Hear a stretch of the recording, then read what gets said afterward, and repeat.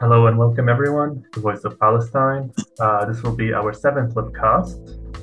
This is Yazan again with you, your co-host, as well as our lovely co-host Fatinah.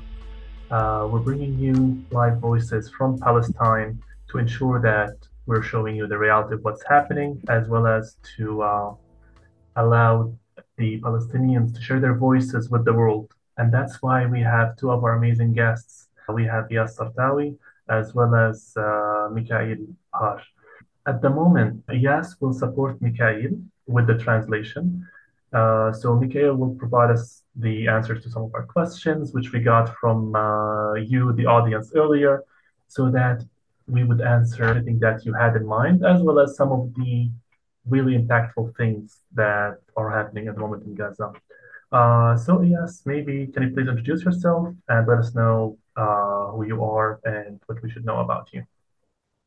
My name is Iyas. I'm a Palestinian American. I'm a displaced Palestinian, one of those who originally is from the 1967.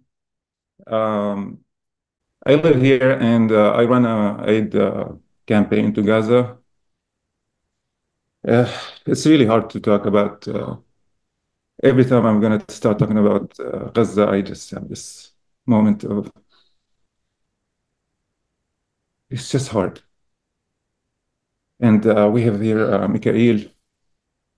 He's going to take it over from once I finish and we go over the story.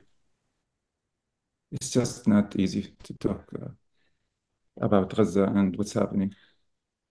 I run a aid campaign to Gaza that we help as they call it a mutual aid style, where we provide support with any sort that we can. This is how Mikael and I met. We're gonna touch more as it goes. Um, I think I'm gonna stop here and then we could just have it go organically. So I need to.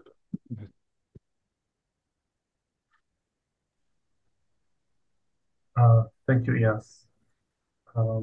It's amazing, like it's amazing that you're able to, be this strong, to be honest, especially with the displacement and how you ended up leaving your home country, live in Palestine, so you can find life somewhere else. And still, it's always in your heart. Really. Yeah, the thing is, it was a forced displacement, as we all know. So it wasn't a choice for me to live outside of Palestine my whole life. And to be honest, the most beautiful minutes or days of my life, that's when I visit Palestine. That's when I feel home. I don't feel home anywhere else. That's what I feel home. And I would be sitting in my uncle's home and I would just keep, oh my God, I have just like whatever, like three more days left. And it's just like the more we keep going towards the end, it's like it's just harder. Time does fly by when it's a place you love, when it's with the people you love. I already see the love like right here, especially with you supporting us as well as introducing Mikael. As I understood that you two have met earlier, but maybe we can catch up on that a little bit later. As for that, I would also love to hear from Mikael, like what's his story and where is he right now? Mikael, can you please help us? And yes, maybe yeah, if you can I'll do the translate translation for us. back and Yes, forth. please. Thank So you. ميكائيل هلا بيقولوا لك انه يلا الوقت انك تعرف عن حالك وتحكي قصتك just عرف الناس على حالك انت مين. طبعا يعطيك العافيه. اتشرف My name is بحضوري هذا Mikael. الاجتماع I معكم am a ومرافقتكم في هذا photographer الاجتماع. and a videographer انا in the طبعا journalism, اسمي and ميكائيل also I'm a freelance صلاح الغار، photographer. مصور Mikael صحفي works في in قضايا many فلسطين areas اليوم، in وكذلك Gaza, مصور and حر.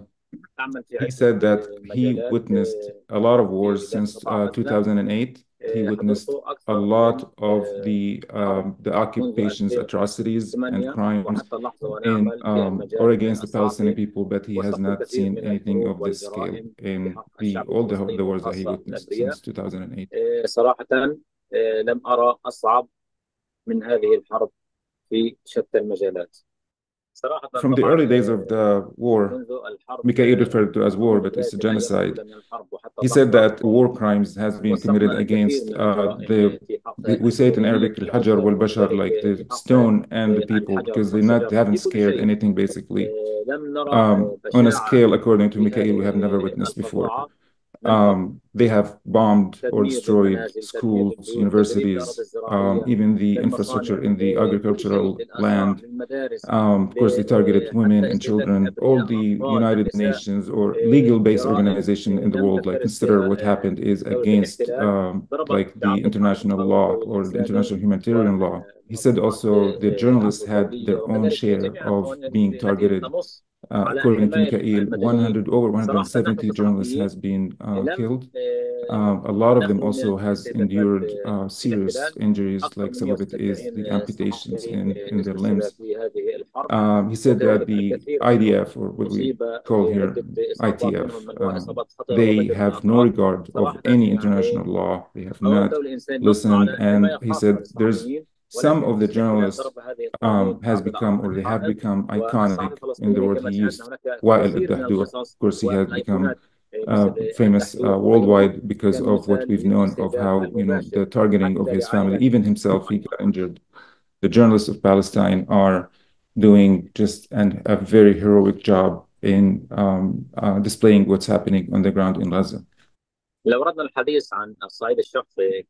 On a personal level, as a Palestinian citizen or a Palestinian resident of Gaza, Mekael has been displaced several times. He said that he has been displaced from his original area of residence where he's from. He's from Shuja'iyya. And by the way, I just love this area. I mean, it's one of my favorite areas in Gaza because it's historically has been a bedrock for the resistance. So he mentioned how many times they have been displaced. His family remained in the north, in Shuja'iyya. That's where his mother lives, his mother and the four of you brothers, right? Arba Akhwan, and you have a sister who's still in Shuja'iyya. He didn't see his mother in about 10 months. He only talks to her on the phone, and he says there's so much difficulties in the telecommunication. Sometimes they have to resort to the eSIM, which is now being known to be used in Gaza because of the continuation of the destruction of the telecommunication infrastructure. He said he's currently in Khan Yunis, but previously, Mekael, I think his first place to displacement to be working from Khan Yunis, and then he went to Rafah, and then he's back now to Khan Yunis. He also said that he worked in Shifa Hospital and then to Nasser Hospital, Kuwaiti Hospital, and then he's back to Nasser. He says that there's, of course, difficulties in movement, and there's a reason why they use the hospitals, because they get a lot of support from the hospitals to perform their job. Basically, they use the resources of the hospital to get internet, and this is basically why you will notice, like, not only Mekael and also all the other journalists, they are based in the hospitals.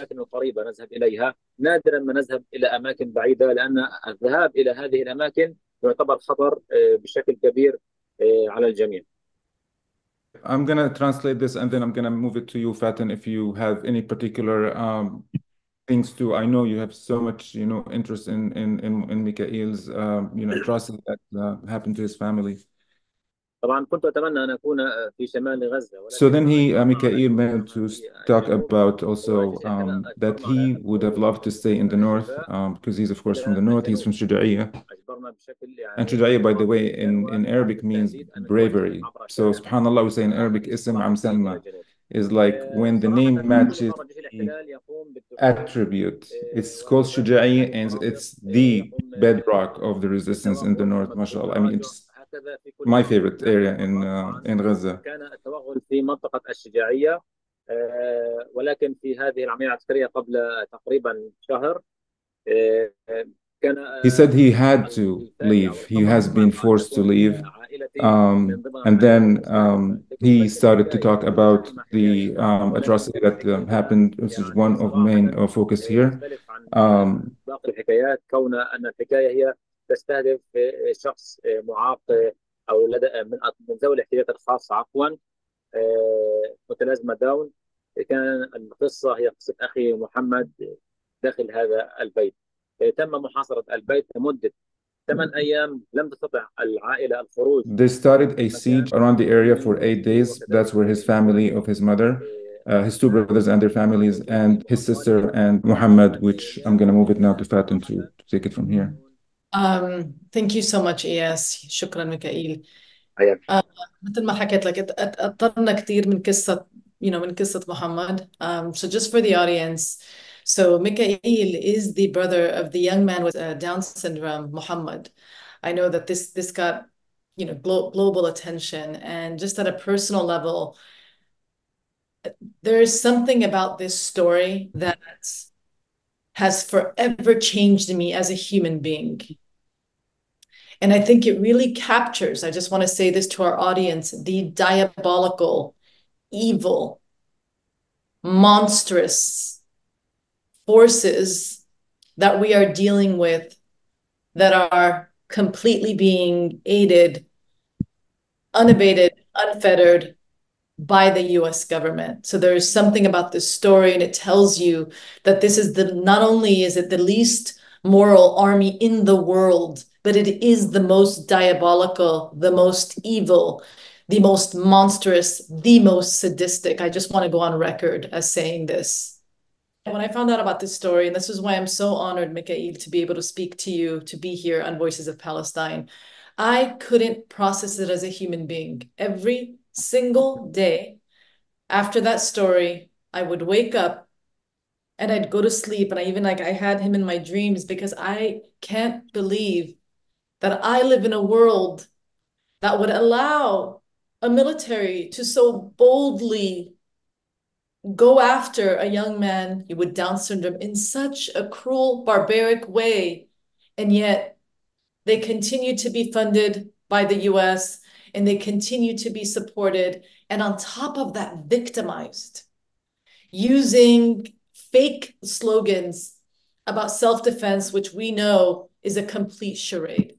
So with all that being said, I want to ask Mekael, thank you again for being here. I'm so honored to tell us, what happened that day. If you can walk the audience through, because this is a very special opportunity that we have to hear it from a family member, to hear it, from his brother. And so you can just sort of walk us through what happened that day, after. So Mekael started with his brother who has Down syndrome, was killed with a cold blood. So he got attacked badly. Then, yes, this is Muhammad. الله يرحمه. والدخول الى احد الغرف، لانه طبعا بكل الاحوال الله يرحمه هو من متلازمه داون وذوي احتياجات خاصه، لا يستطيع التحرك كثيرا، ثقيل الوزن. The army invaded the house with the police dogs or army dogs. I don't know, I'm not sure what the term. He said that the family just scattered, everyone hiding in a room, but Muhammad, he has the Down syndrome. He stayed in his favorite armchair. He has always the spot he stays in.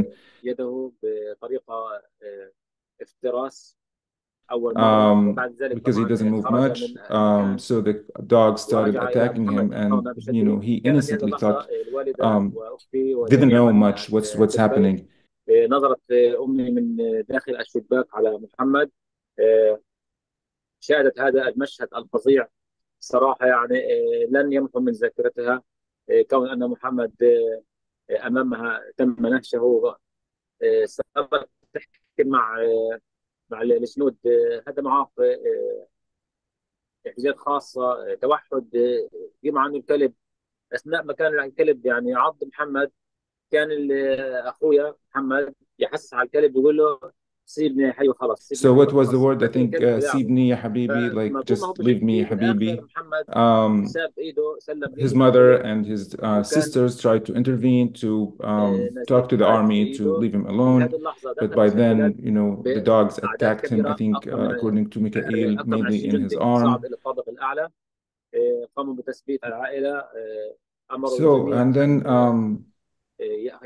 He said there's more وكذلك soldiers تم got in the اعتقال house. أخي That's آدم when وسيف things وتم escalated. They kicked out his family, said تحويلهم that they just did whatever. I think they have a picture طبعا of this fake treatment they said they were going to do to him. الجرح بشكل They held عشوائي into Muhammad وادخلوه and في they الغرفه الوحده. arrested two of حاولت Mekael's الدول brothers. طبعا I think انها it's Adam تطلب منهم انهم and يعالجوه، Saif. انه تاخذوا معها يساعدوه. Now قالوا لها let's لا go to خلاص Adam. احنا They took محمد في Adam. غرفه واحنا Yes, بدنا نعالجه، بوهموها يعني انهم بدهم يعالجوه. it said they stayed in their house تقريبا for اكثر 6 من hours. ست They took ساعات Adam. They gave وهو him موجود في a البيت. camera. It's بعد هيك like a حطوا spherical لادم shaped thing درع that بشري is a camera and has a timer. بمنازل And they المجاوره، use him كانوا as a يحملوه human زي طابه shield هيك to go حسب ما into the حكى houses لما طلع one after بالسوشيال the ميديا، other, بيقولوا انه and they had a طبعا تم timer اخذ of منه 5 minutes. It كان will يحملوا blow up طابه if he doesn't leave the house in وملف exactly five داخلها minutes. كاميرا. And of course, they use that to use داخل the Ghazan to go and البيوت do this on their عموم behalf. العائله So والجيران if anything مع happens, 5 doesn't happen دقائق، to them, واما انه happens يرجع to واما Adam. حيتم تفجير الطابه اللي في ايده اذا ما قدر يرجع بالوقت المناسب. هيك كانوا يعملوا مع كل اللي اعتقلوه. Mekael and I, we talk daily. May Allah yarhamah. And so yeah, he told me like the day, actually he told me, me and Mekael we talk every day. So he's like, oh, now they're invading Shuja'iyya, and the second day what's happening, and then that's the day when they invaded. And so I remember him telling me that they shot at the family to push them. I don't know if you forgot that detail. They shot at them to just keep them to leave the house. And of course his mother, she freaked out. I mean, I'm not gonna leave my son. And they said we're gonna take care of him. Of course, he said that they just did whatever. I think they have a picture of this fake treatment they said they were gonna do to him. They held into Muhammad and they arrested two of Mikael's brothers. I think it's Adam and Saif. Adam وسيف. صحيح صحيح. Adam وسيف. But Mikael, I want to ask a question before you go with the story. The question is why? This is a question I really think of all the time. Like when I hear like any atrocity or invasion of a house, like or a story that's similar to Mikael's family's, so why? Does it serve any military objective? طبيعي طبعا He says ممارسه that الاحتلال they اي they موقف claim that ياخذها they have a بيدعي انه military هو في تواجد objective in مقاومه. these invasions. بصراحه في الوقت We اللي do not هجم have فيه على any منطقه resistance in الشجاعيه our هم اصلا home, ما خلوش فيه and المنطقه، he would say most of the بالتالي other homes as well in the دخلوا neighborhood. He باهداف said that, طبعا yeah, ايا كان، Mikhail سواء does كان هم كما probably يدعون didn't انه mention that they اهداف stayed in the عسكريه house for like, I'm دخلوها، gonna return to ماذا you. I know they بالمدنيين stayed in تم your تم house. اقتحام They البيت. used طبعا it احنا مسلمين ما لنا to في them for الانضمام several بيتنا days. آه، So he said that اربع they take the طوابق، men, they detain the men, and they فيعتبر kick out the بيتنا families بيت عالي. لو mostly طلعوا على البيت towards the بيمسكوا كل west المنطقه. because the invasion happened from the لكن east في of the الغالب Shuja'iyya to the معظمهم west. بيتم اعتقالهم مدنيين And ما لهم he has اي صله information he بمصر. shared فما بعرف from السؤال his يعني بس brother ليش who served دخلوا. in هذا سؤال Aufar, I think, صراحه Aufar بدهم detention, or محللين maybe, ويصححوه، لكن معظم I'm gonna الدكتور also bring it back to مبرراتهم Fatinah if she still has more صراحه واهيه، لانه about the thing. So can اغلب she اللي steer استشهدوا او the اللي تم story of اعتقالهم Mikael? معظمهم مدنيين للاسف.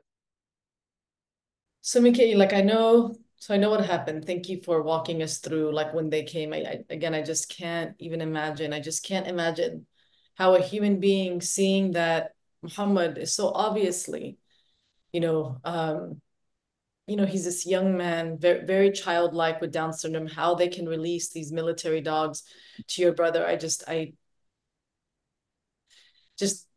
knowing the pain that I'm experiencing, like I can't even imagine the pain that your family's experiencing. So thank you again, for being willing to share this story.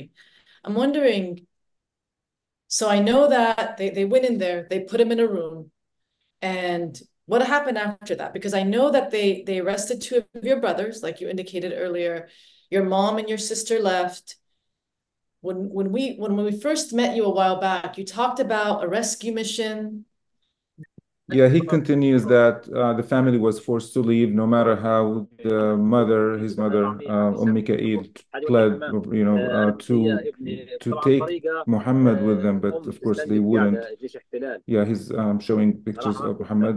I think this is your nephew, right? This is Ibn Akhuk, الشاب الولد اللي بشربه. تهديد السلاح صراحة. حاولنا بعد ما حاولوا غادروا البيت تحت الرايات. So the army refused. They shot at the family. The family left forcefully to take refuge in another home in the neighborhood. He said also they stayed there for a few hours because they target everything that moves. Yeah, that's on the cradle. That's the iconic now meme of وانا بحكي معها قلت لها اذا كان في حد مارق مدني حاولوا تمشوا معهم. طب كان تترجم وين الصور. So وصل مع صليب. That's when Mekael started to get the news from his family, and he told them just find. This is Mekael's mother. He told them to find when people are walking and they would join. They would join. So because they're fearing to be being targeted. They ended up going to the west of Shujaiya. He said that they tried to talk with the Red Cross. طوال الاسبوع كامل كانوا موجودين في البيت، ومحمد كان موجود عندهم داخل البيت ومسكر على الغرفة. So then he said there's on that 8th day, that's when they heard there was معلومات انهم انسحبوا من البيوت للشرق. The army said that they would leave Shujaiya. A bunch of his family members, I think his cousins and the friends went. They targeted them. They went to look, for Muhammad and find out about his whereabouts. They shot at them and they killed a few of them. So yeah, the horror continues.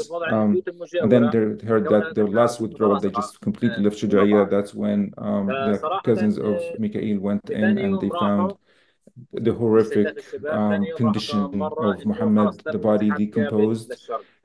He said that he described how badly impacted the arm area. Said it's like blue, and obviously has been not treated at all. And he said that from the fact that how they saw how that's his family home. Yeah, this is the room, and you can see the blood. So yeah, this is the Muhammad's blood.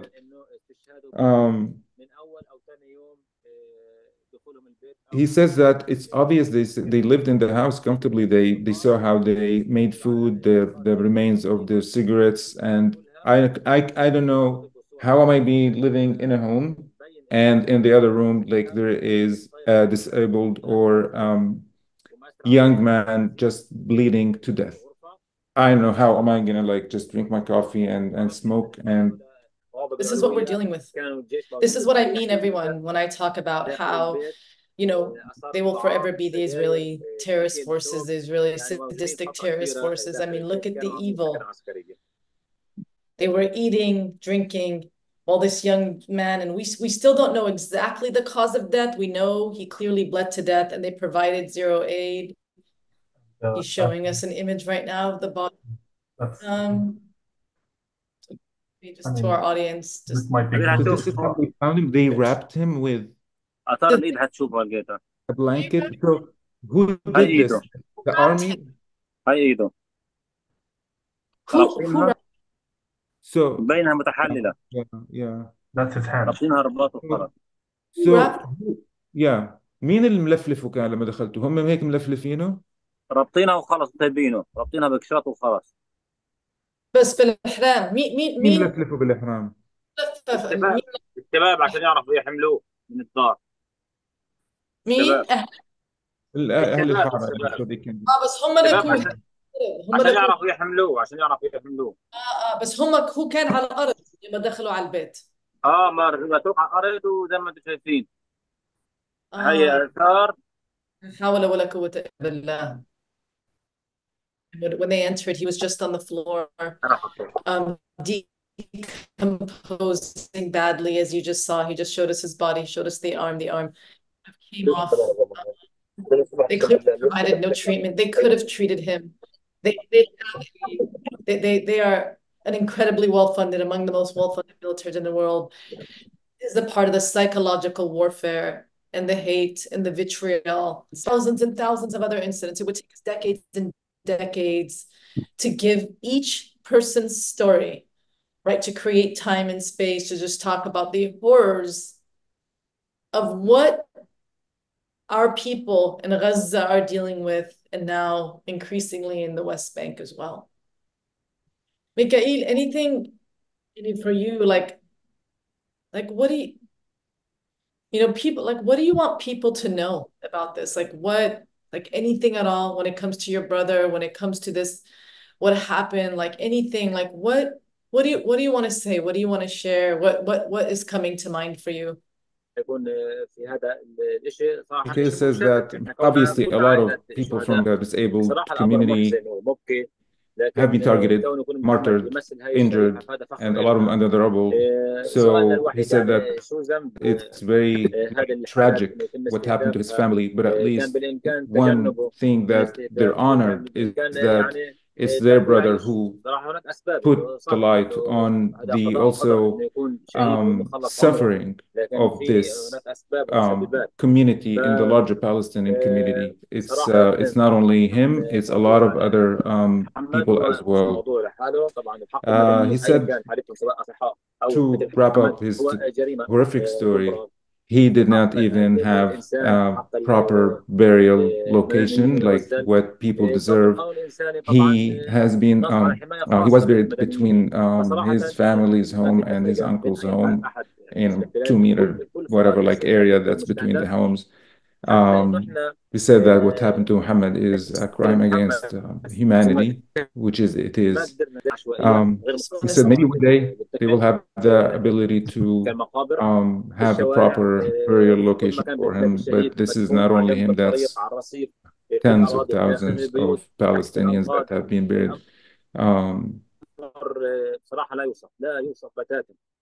It was the North Siege, and I see this guy, he found himself actually burying his father in their backyard. And he said, I'm doing that because I can't leave my home, because they target everything that gets out of the home. So I saw that footage, and I'm sure like everyone, all have seen so many of these incidents.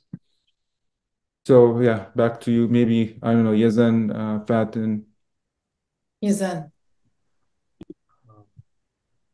I don't know, just overwhelming, everything that we've seen, everything that we've heard. And of course, for Mekael, they've been there, they've watched the whole thing. But it does stand as a reminder that even civilians are being killed, they're being murdered, massacred, even, if I may say. As much, like, I don't know, as much as I would even think about it, it's just unimaginable. And not to mention that, in addition to what has already happened, like the visibility of what happened to Muhammad, especially being a person with special needs, with Down syndrome, just being treated that way, it's just unimaginable of what people might do to others who do not even have special needs, if that's how they're dealing with people like Muhammad, which is just unimaginable. But yes, as this is part of the massacres as well, Mekael, I also wanted you as a reporter to tell us, especially on the Al-Fajr massacre. So I think we've all heard about it. It was when people were praying, and then out of nowhere, they were shelled with bombs, to the point that it was just unimaginable. Having people coming in saying, okay, here's a bag of remains, and every 70 kilos is one person. So they would just tell you, okay, here you go. This is your own. this is your relative or your son or your brother or your father.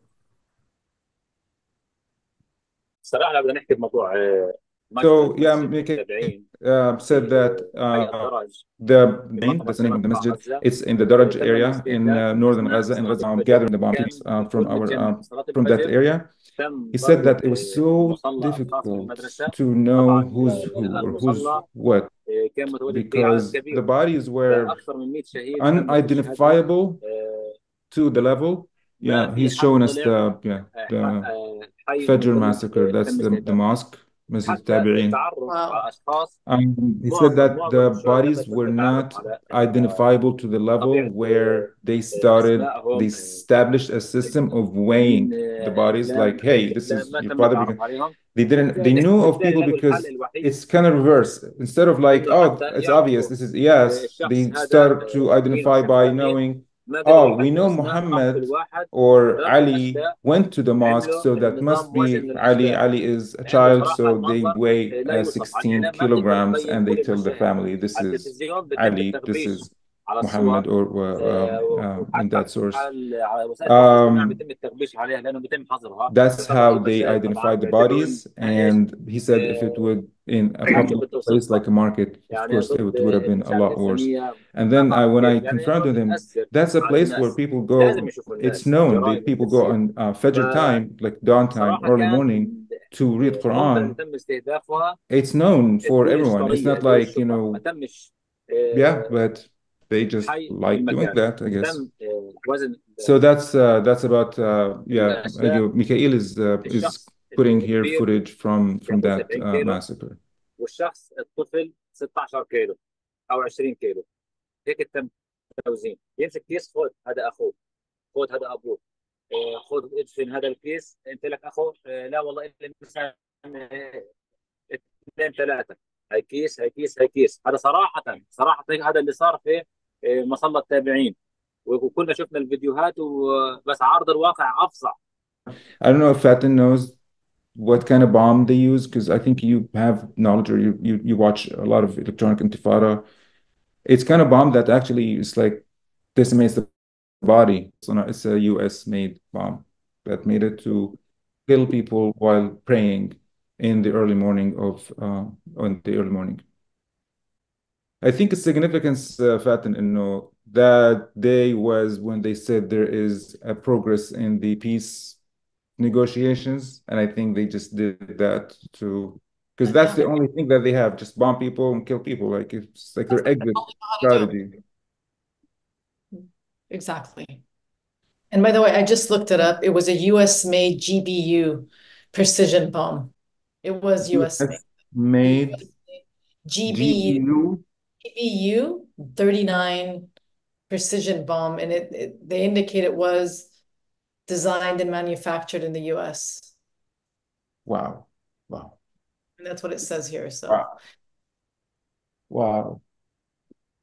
See, the need to even make, it's not only Israel, like the United States make these bombs that just does this. It's beyond words.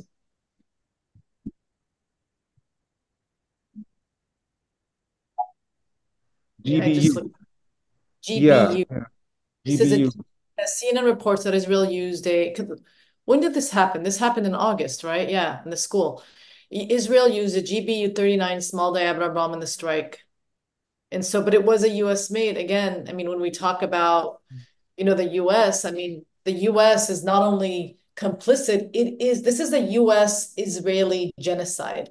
So it's very important that we normalize US, not just US funded, this is a US Israeli terrorist forces genocide against Palestinians. It will go down in history in absolute infamy. Shame, shame on the US and shame on any country that is in any way, and this is, I'm talking to you, Middle Eastern countries, talking to you, except Yemen, Lebanon, and Iraq. And I think those are the three, right, that have been supporting. Lebanon, yeah, Yemen, Iraq, Syria. Everyone else, I'm looking at you. Shame on you for providing even an iota of support to the Israeli terrorist forces in the United States in this genocide, horrific genocide that exceeds description with words. And I want to remind our audience that they're not only bombing Palestinians, we're still dealing with forced starvation, forced displacement. They are using snipers to shoot kids in the head. This is reported. They bulldoze people alive. They've had mass graves. There's been ongoing communication blackouts. I mean, they've destroyed almost the entire infrastructure. There's no medical aid. No medical aid has been able to go in. I mean, this is beyond words. So when we talk about, they're no longer, medicine. It's like, yeah. I mean, you're even inflicting so much pain that you will amputate a person's arm or leg without anesthesia. I forgot about that. All the amputations. Just at least let them treat their, it's like there are things we keep challenging Israel. It's like, okay, well, what is other way to do with Hamas? Like they have, okay, why do you have to starve them? If you really can't, you have to bomb people. How about not starve the rest? And maybe that's like now we probably can start touching on the work that Mekael and I do. Which leads us to Project Hope. You want to talk about the Iyas, Mekael?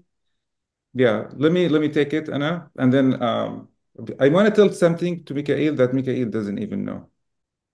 So, this is our latest. And I'm studying, like, it's so cool what we did. We helped the prisoners that just were released. So بدي احكي عن البروجكت بسرعة. بدي احكي how I met ميكائيل. بعدين انا رح اسالك ميكائيل انه ميكائيل عمل هاي المبادرة. So basically, I even knew of Mekael before meeting him. How? One day I was watching a TikTok live. كان في واحد, his friend and his colleague in the channel اسمه أسامة الدحدوح. And there's a way that في ناس من الTikTok, they bring people to be guests, to be live. And I was in the gym. I was like working out while listening to the interview. I think Dr. Aida, I think they removed her account. She interviewed Usama. She brought him on. And then I don't know why he chose to speak about a guy. His name is Mekael. And he's saying, oh, I don't know, Mekael is this cool guy. And Mekael, he does humanitarian work. And he just kept going talking about Mekael for a long time.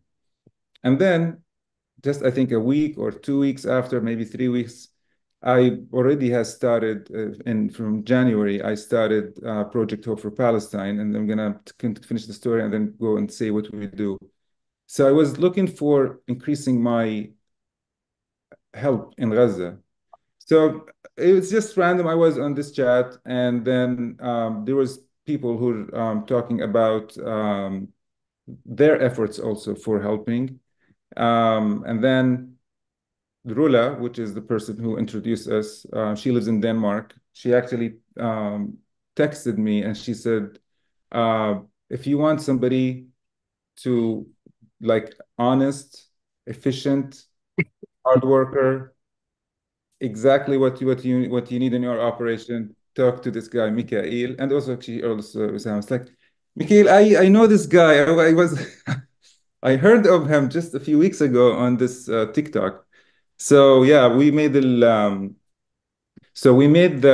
contact, and he joined our project.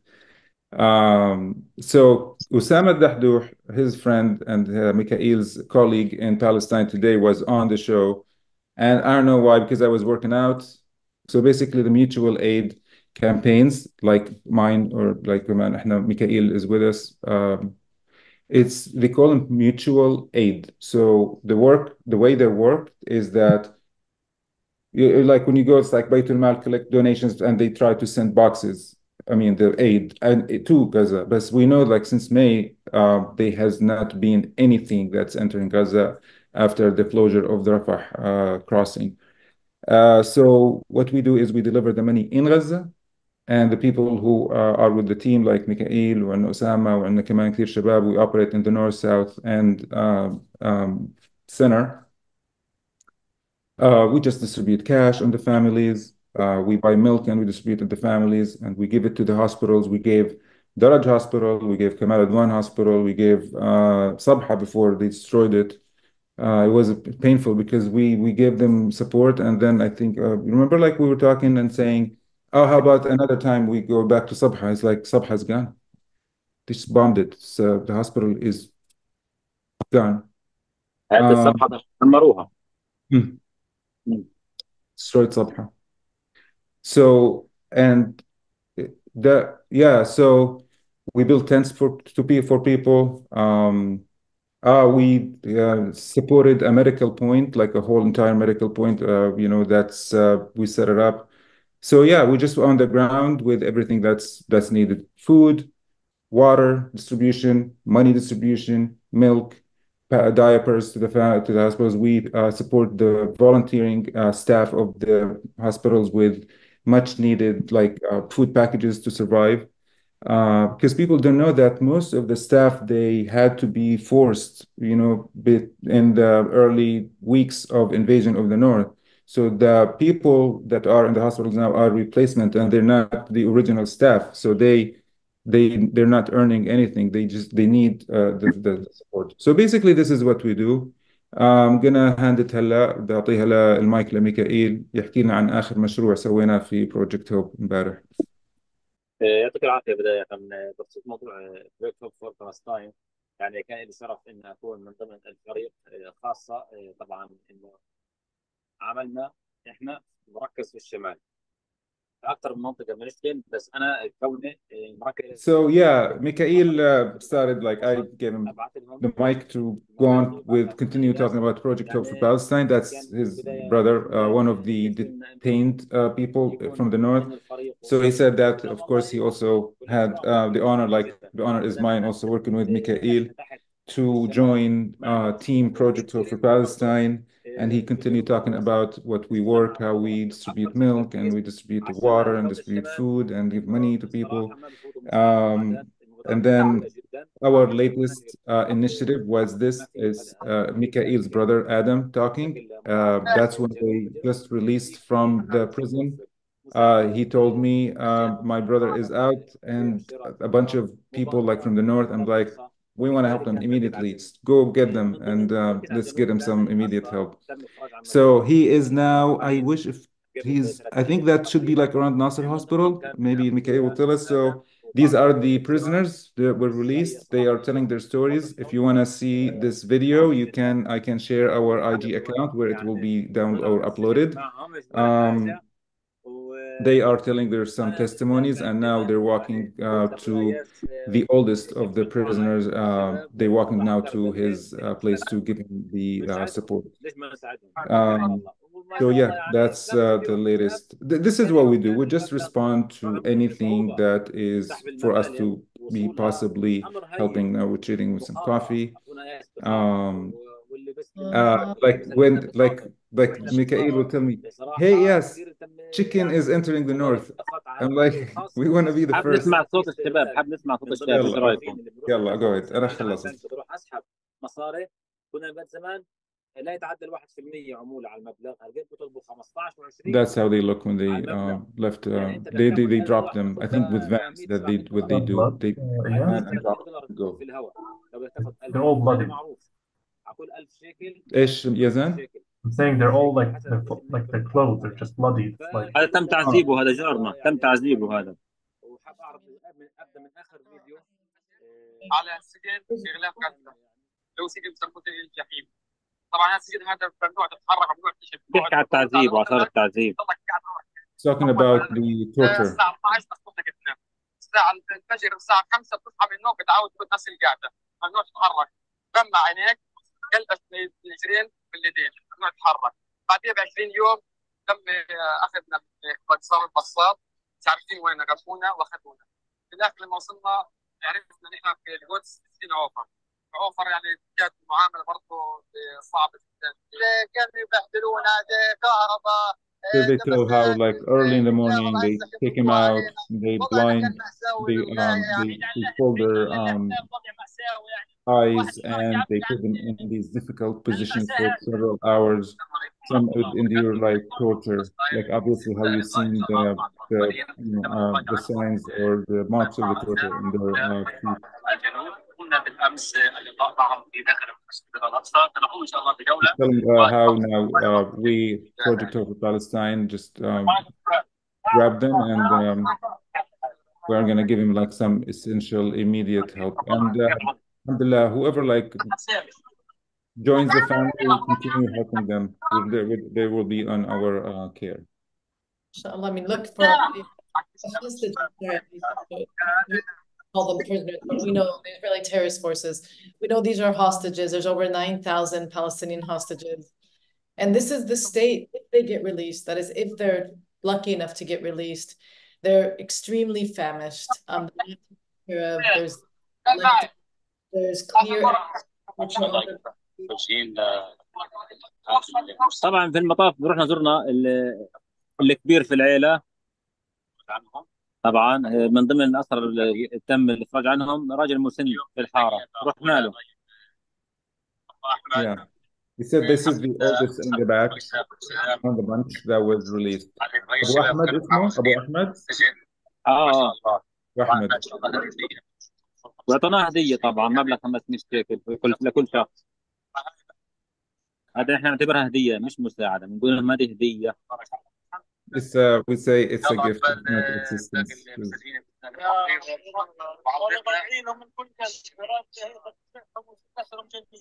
عودتنا للشمال ان شاء الله. كيف احمد؟ اللقاء كان كثير حلو يعني الحمد لله. أنا كثير عجبني الفيديو. حتى كذا مشيت. والله أنا بشكرهم بكل الشكر وبشكرهم يعني جزيلا. طبعا هاي هدية طبعا احنا من خلال فيديوهاتنا بنحب ننوه انه الفيديوهات مش انه احنا اللي بنعمله هذا مساعدات نتمنن عليهم ونصفهم ونصورهم، لا احنا ناخذها بطريقه غير مباشره، حفاظا على كرامتهم، نقول لهم هذه هديه ويعني بشكل لطيف. وما اغلب تصويرنا ايدين، لكن كون هذه حاله خاصه حبينا نظهرهم للناس كيف كانوا وكيف صاروا، كانوا في سجن وطلعوا الحمد لله، يعني الوضع بيختلف. فهذا اللي قدمناه من ضمن المبادرات اللي كنا هذا طبعا صفحة على التيك توك، صفحة على التيك توك من ضمن المبادرات كثير عملنا مبادرات حليب توزيع نقدي. اول ما دخلنا موضوع الدجاج على الشمال كان منقطع لمدة اكثر من 6 شهور، فشرناه من رفح والحمد لله نزلناه على الجنوب، وكان اول من ادخل موضوع على الجنوب. So he's saying that we were the first people to distribute chicken when finally it entered Gaza after many months. من شمال قطاع غزة. عودة المشاهد. تحياتي. السلام عليكم. هذا طبعا اخويا جبريل، كان في قبله جاد تم اعتقاله. Yeah, so he says Jad was helping before, and then yeah, this is هذا ايش chicken احنا هون دجاج. Okay, this is where do we distribute chicken. No, هون احنا we made a meal, I think. We didn't. We distributed hot meals here. We bought chicken. Yeah, haram. They haven't had chicken in since the starting of the, and it's not guaranteed that it stays. You know, like maybe that's it. It's just one shipment. Look, this karra. They say it's the name of this thing is called karra when you drag it like by the donkey, because yeah. No, please. I was just gonna say because there's lack of fuel. That's why. Yeah, I hear you. You know, the question that our audience might have is, so I know he was talking about the bank and how they're charging so much to be able to pull out money, but then how are these banks getting? Who's filling these ATMs? Because I'm assuming it's an ATM of some sort. How are the ATMs getting money? Like, is it just there's money in their ATM? You guys get what I'm asking? He was talking. I know. Yeah, but I know what your question is. Yeah, but now you'll be surprised. It's not even ATM. So. What is it? He talked about taking out money. What is he referring to? Yeah. She got the part that I didn't translate. When you were talking about the difficulties also, he said something about how fast we were to give the assistance to these prisoners. He says with all the difficulties that are involved in the transfer from here, from Yes. the middle area, and also to Gaza, and there's 15 to 20%. So Fatin is asking you, question is probably on the mind of a lot of people. How do you get the cash? Who gives the cash? How does this work? Where do you get it from? Is it like an ATM of some sort? I mean, how do you get the cash in Gaza? مع توزيع البامبرز والحليب على الاطفال. Distributing. Which hospital that was? I think that was الدرج. هذا منطقة الصحابة الدرج صحيح. مستشفى الصحابة. Yes, I know now everything in this. واو. ميكائيل، من وين بتجيبوا المصاري انتوا؟ في بنوك؟ ما في بنوك صح؟ فيش بنوك، كله شغل شخصي. بنروح مثلا لواحد معك سيولة، والله انت قديش تبيعني اياها زي هيك معاملات شخصية اغلبها، او مكاتب مصغرة. اما بنوك صعب فيش. لا ما في صح؟ Exchanges.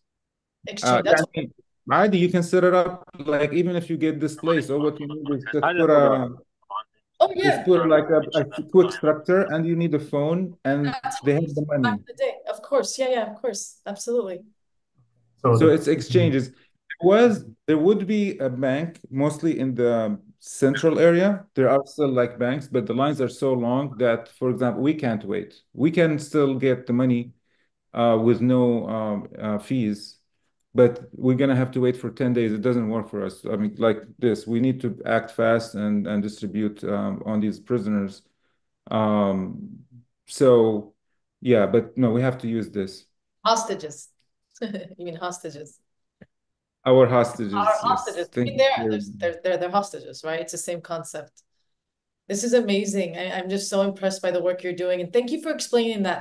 And then some of these items, like where is it coming from? Our audience might wonder that, like, where are these shipments coming from? بتقول لك من وين بتجيبوا الأغراض؟ الأغراض والله بصعوبة. موضوع الحصول على أغراض الحليب أو أي غيره فيش محلات وفيش سوبر ماركات، بالتالي أغلبها بسطات، ناس بيطلع لها مساعدات بيروح ايش بتبيعها عشان تشتري شغلات ثانية، بالتالي عن طريق بسطات عشوائية من عدة مناطق. بمعاناة بيتم الحصول على علب الحليب أو أكم من كيلو رز زي هيك. هذا الحليب لما لميناه بمعاناة من أكثر من مكان. This is fascinating. I don't know this. Yes, go ahead. Yeah, بحكي إنه no, it's very difficult. Mostly like random by like several bastat. I don't know what's the name of basta. You know when they have like a setup on the floor, like a little kiosk. يعني كل واحد معه غرض بينزل يبيعه من الناس عادي، يعني عشوائي مش محل رسمي. بس الدير البلح ميكائيل دير البلح has still more like available. فيها، انا بحكي على الشمال. اما الدير متوفر فيها كثير شغلات، السوق زي ما هو فاتح عادي. So he says that's in the north because they destroyed a lot of the north. But he says, and he agreed with me because in the Deir, no, there's still like you go to a pharmacy, like there's still functioning markets in Deir al-Balah. It hasn't been destroyed as much. Well, one thing that he did mention that I think he didn't translate is that he said in the north, it's people who are like selling things that they don't need. That's how it's working. That's how our people are. It's like a bartering system almost, right? Yes. So they're selling what they don't need, buying what they do need. So they are using the aid. They're like leveraging the little aid that's going in to basically do this sort of system change. Yeah, بدك تحكي more عن هاي الاشي لأنه أنا بعرفها كمان ميكائيل. So what I know is that you get lucky, you get a couple of boxes, but you probably have a small family that you didn't need it, so you end up selling it to other people. Some people like, for example, it's so interesting, like the more we talk about this, for example, how they get the natural gas, the propane. So you go to the app of the, what's the name? كثير يعني فعاليات نقدر نقوم فيها، ترفيه، اي شغله، اي شيء دعم we do نفسي، اي everything. حاجه. See, we just even like entertain people. There's nothing that we didn't do, like from entertaining people, giving them cash, like tents, even eSIMs, like somebody's like cut off, it's like, hey, we can, give you an eSIM. So, Mikael, maybe you can explain more. So what I know now, they distribute propane. So you go to this location, I think it's called Gaza gas, something like that, and then you enter in a line. You know, like your number 107, for example. They call you, and you go bring your empty what's the name of the thing? Canister? Canister, yeah. Canister? Okay. Yeah. So it's just amazing with all the destruction and all the targeting, and they have a setup. It's just the resilience is unspeakable. Yeah. بحكي لهم عن طريق توزيع الغاز يا ميكائيل، كيف انه انا من جديد عرفت يعني انه منظمين دور بتروح تستلم غاز ايفن with كل هالحصار والمعاناة والهذا. معاناه موضوع الغاز معاناه كبيره. طبعا هذا في الجنوب الوسطى، شمال انسى الموضوع ما فيش. احنا بنحكي مثلا انا في عندي جره فاضيه إلها من زمان على الحطب انهلكت المراه من الحطب، انهلكت مش دارين ولع نار من الحطب وهيك موت شوف، وعندك دخنه. Yeah, he says that they have used the wood for too long. I think now recently there's some amounts of gas that enter. So they have established a system where you go to the link and you put your name, and then maybe in a week or so they call you and they say this is where the location where you go. You take your canister again, Yazan, the canister of thing, and you go fill it up. And then he says that this is like something Palestinians say when you're so happy is like you have a wedding. It's like there's a wedding in the house that they get some propane gas. Amazing. I'm just it gives me life, the resiliency, the creativity, just how innovative, Ahl Gaza. It just gives me life. So grateful. It's amazing how many of these things were actually invisible up until Mekael would share with us these things. Like honestly, what caught my eyes, you helping the kids, making them feel fun. Like I can see the rubble in the background, I can see the destruction, and then there's a clown trying to cheer people up. I know. That so is sweet. The psychological safety, the mental health of people is they do need a lot. They do need a lot of this cheering up and just making sure that they feel okay and fine, even though there are things that we cannot really change with. That's the one. نفس اللي عندي زي الجره اللي عندي. Yeah, so this is what they take to where they get the name. Yeah. I'm impressed with how organized. I mean, I know difficulty of the weights, but still they can function. It's amazing, mashallah. Your organization, just to give a shout out, where can they find you on Instagram? It's Project Hope Palestine. Project Hope Palestine. Project Hope Palestine, you find this. So this is Ferial, مثلا. She is a survivor of bombing. We received a plea from her. She needs a place, so we put her in a tent. So her name is Ferial. They killed 31 of her family. She and her brother are the only survivors from 31 people who were in that house. His friend also, Aziz Al-Afifi, he's also a journalist, reached out to us and he said that he knows her. She's like a kind of acquaintance. See, we got him also these are the necessities. Like we got her also not only the tent, like the cooking stuff that's needed, the propane. So this is how we're. Yeah. Wow. So yeah, alhamdulillah, it's not only her. Like we have helped so many people, like with shelter. Alhamdulillah, alhamdulillah. Jazakum Allah. But at least we can end this on some good news at least, right? Seeing how Project Hope is supporting the others. And so really thank you, Iyas. Thank you, Mekael. And of course, thank you, Fatinah, for co-hosting today. But as always, this has been Voices of Palestine. We're trying our best to ensure that we're bringing you the most sincere and most accurate information about what's happening at the moment in Palestine and in Gaza in specific, so that you would really be able to tell the truth from everything else that's going around us. Thank you for and let's see you next time. Thank you so much. It was an honor to be on the show. Thank you so much. تشرفنا. شكرا. حياكم الله جميعا، جزاكم الله خيرا.